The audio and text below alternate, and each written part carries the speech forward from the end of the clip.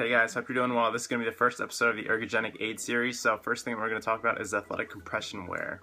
So compression apparel, tights, pants, pretty much anything that you can put onto your body that's form-fitting and really tight is becoming very popular in the athletic and sport performance industry, probably in the last 10 to 15 years. It's also kind of trending in the powerlifting and weightlifting community now. A lot of powerlifters will wear tights, and I thought it'd be interesting just to shed some light on this topic. So I did some research, and I just wanted to find out if there was any science or anything that kind of supported the idea that that athletic compression, these different forms of apparel, actually help you and help your performance when you're performing high intensity exercise.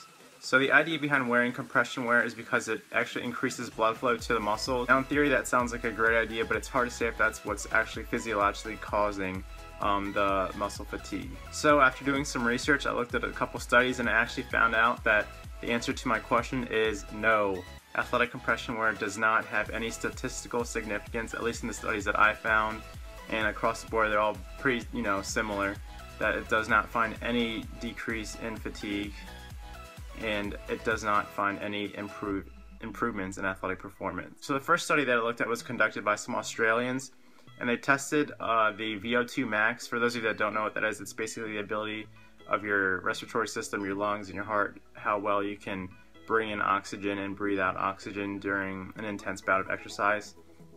But what these Australians did is they tested the VO2 max of these middle distance runners, and they wanted to see if wearing a compression pant versus wearing a non-compression pant would make a difference in terms of like their time to exhaustion, their blood lactate levels, and a couple of other factors. And to keep it consistent, they had the runners run at about 90% of their VO2 max. They didn't increase it or decrease the speed, they just kept it consistent, and they actually measured that throughout the run. And what they found was that wearing compression wear versus not wearing compression wear made absolutely no difference. They didn't run any faster, they didn't perform any better, and they were fatigued at the same rate. So that covers endurance performance. Let's talk about power performance and how that actually can affect, or if it has any effect on power performance. So researchers at Indiana University actually had 25 athletes, different types of athletes, wear either a compression pant that was too tight, a compression pant that was too loose, or a compression pant that was just right. And they had these athletes perform a vertical jump. And one of the reasons why they used the vertical jump as the barometer was because the vertical jump measures your explosiveness, your fast twitch muscle fibers, pretty much how much force you can produce in a short amount of time. And the idea is that can kind of carry over into other power performance related activities. So after they had all 25 athletes perform the jump wearing the 3 different types of compression pants, they found no difference between the total height that was jumped by the athletes. Even though these studies suggest that athletic performance wear has no effect on how you perform, I kind of just brainstormed and thought about it logically, and I just figured that if you're doing, like if you're a sprinter and you're wearing tight pants and like a tight top, a lot of sprinters run in like Usain Bolt, he's a world record Olympian, and he runs in that kind of material, like compression material. And if you think about it, it does make you a little bit more aerodynamic, and although that's hard to control and study in a controlled experiment, I thought about that being maybe a factor that can improve your performance. And there's also a huge psychological component. I personally, when I played basketball or when I played sports, football and lacrosse in high school, I didn't like wearing the compression.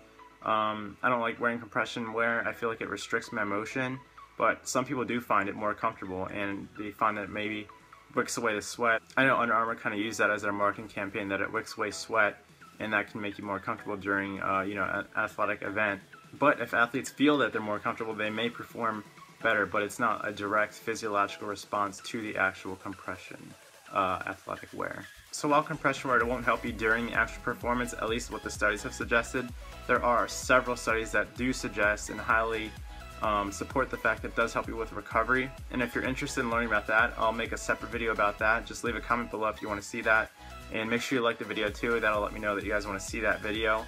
I found a couple articles and research studies that support the idea that recovery is that there is a greater recovery if you are wearing compression pants or compression apparel during an athletic performance event, or even just like a lifting session. So that's going to wrap up this first Ergogenic Aid video. If you guys like the video, make sure you hit the thumbs up button and like the video, and leave a comment on anything else you'd like to see in the future.